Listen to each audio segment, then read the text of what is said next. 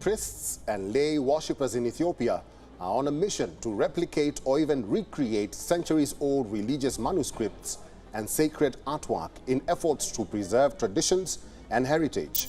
For nearly 2,000 years, one of the most striking silences in the Christian story has gone largely unquestioned.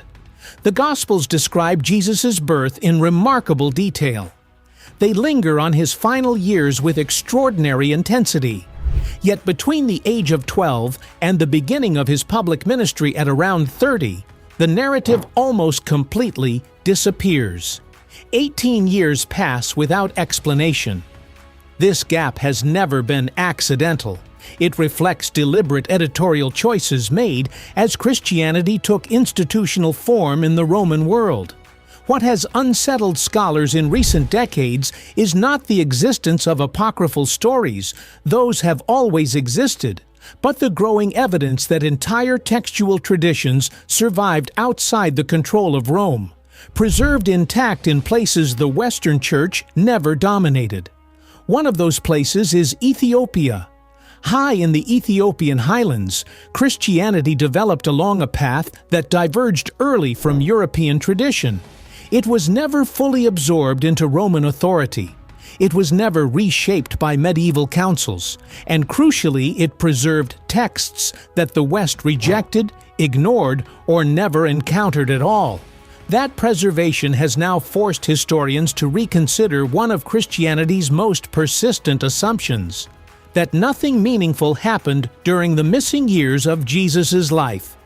The turning point came not through speculation, but through physical manuscripts. In 2010, an international team of scholars working through a British heritage charity was granted rare access to one of the most isolated monasteries on earth. The site, known as Garima, clings to a sheer cliff face in Ethiopia's Tigray region, more than 6,000 feet above sea level.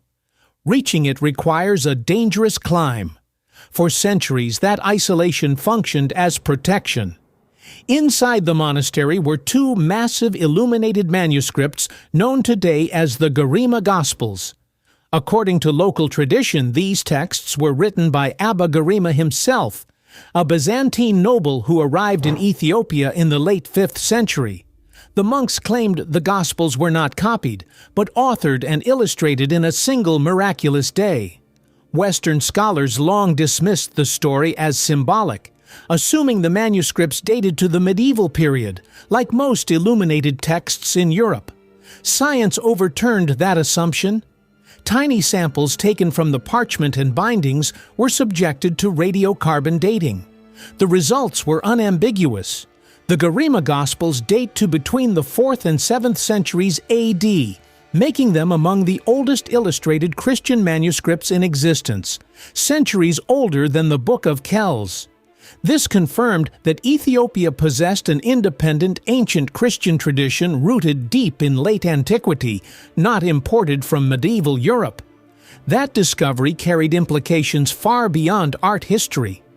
If Ethiopia preserved early gospel traditions with such fidelity, then the broader Ethiopian biblical canon, 88 books rather than the Western 66, could no longer be dismissed as peripheral.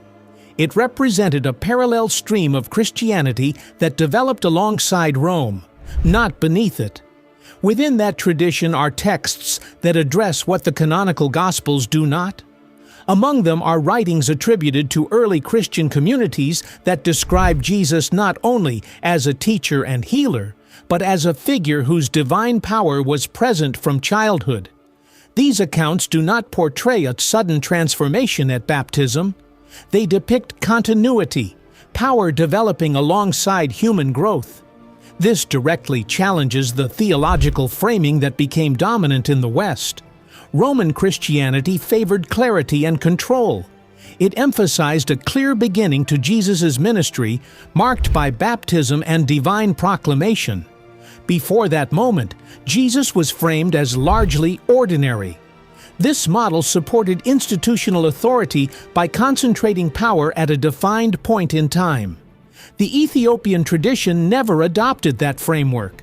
Texts preserved in Ethiopia, including versions of the infancy Gospel of Thomas and related writings, describe a Jesus whose abilities emerge early, sometimes unpredictably. In these accounts, Jesus performs acts that are creative, corrective, and at times unsettling. He animates clay birds. He alters physical matter. He commands natural elements. The tone is not comforting. It is raw, unstable, and difficult to domesticate. These stories were widely read in early Christianity before being excluded by church councils in the 4th century. Their removal was not based on questions of age or authenticity alone, but on theology. They presented a Jesus who did not fit the model the institutional church needed. What makes Ethiopia unique is that these texts were never removed. Ethiopian Christianity developed beyond the reach of Roman councils such as Nicaea and Chalcedon. While Western bishops debated doctrine and standardized scripture, Ethiopian monasteries continued copying everything they had inherited. Isolation became preservation. This helps explain why Ethiopia holds one of the world's oldest continuous Christian cultures. It adopted Christianity as a state religion in the 4th century, earlier than Rome, and maintained it without interruption through centuries of political upheaval. That continuity matters when considering the missing years. The canonical Gospels give one brief glimpse of Jesus at age 12, debating scholars in the temple. Then silence. The next time he appears, he speaks with an authority that astonishes crowds, challenges religious elites, and destabilizes power structures. The traditional explanation is that nothing notable occurred in between. Jesus lived quietly, learned a trade, studied scripture, and waited. Historically, that explanation is weak. Transformative figures do not emerge fully formed without context. Authority of that kind is learned, tested, and refined. The absence of detail invites questions that early Christians clearly asked and answered before those answers were later suppressed. Across centuries, alternative explanations emerged to fill the gap. Some traditions place Jesus in Egypt, where his family had already fled during childhood. Alexandria was a global center of philosophy, theology, and science. Jewish communities there engaged deeply with Greek thought. If Jesus sought learning beyond Galilee, Egypt would have been a logical destination. Others suggest contact with the Essenes, a Jewish sect living near the Dead Sea.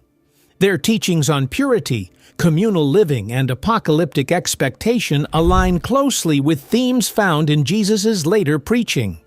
The Dead Sea Scrolls confirm the Essenes' intense focus on messianic prophecy and moral renewal.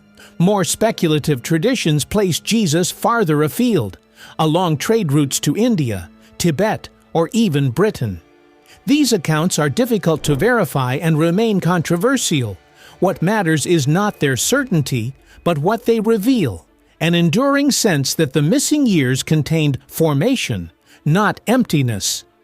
Ethiopia enters this discussion for a different reason. Its connection to early Christianity is not speculative. It is documented in the New Testament itself. The book of Acts describes the conversion of an Ethiopian court official, a man of power and education, who returns home carrying the message of Jesus. That encounter establishes Ethiopia as one of the earliest non-Jewish regions to embrace Christianity. From there, Ethiopian Christianity evolved independently. Its scriptures emphasize continuity rather than rupture. They present Jesus as divine from birth, learning obedience through experience rather than acquiring power at a single moment. This aligns with passages such as Hebrews, which state that Jesus learned obedience through what he suffered. That line only makes sense if the years of growth mattered. Seen through this lens, the missing years are not an oversight. They are a theological choice. Western Christianity emphasized order, predictability, and doctrinal clarity. Ethiopian Christianity preserved complexity, ambiguity, and developmental struggle.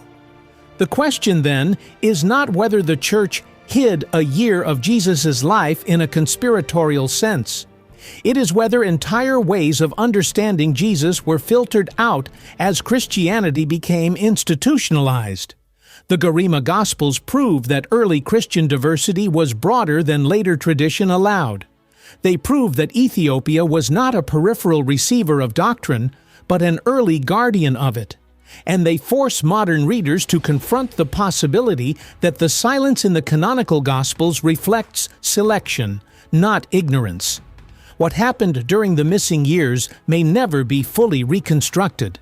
No single text provides a continuous biography, but the evidence now makes one conclusion difficult to avoid.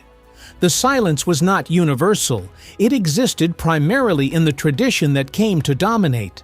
Beyond that tradition, in the highlands of Ethiopia, a different memory endured, one in which Jesus' life was not neatly divided into ordinary and divine, but unfolded continuously, shaped by experience, learning, and power long before the Jordan River.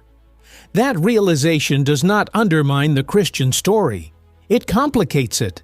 And for historians, theologians, and believers alike, complication is often closer to truth than silence.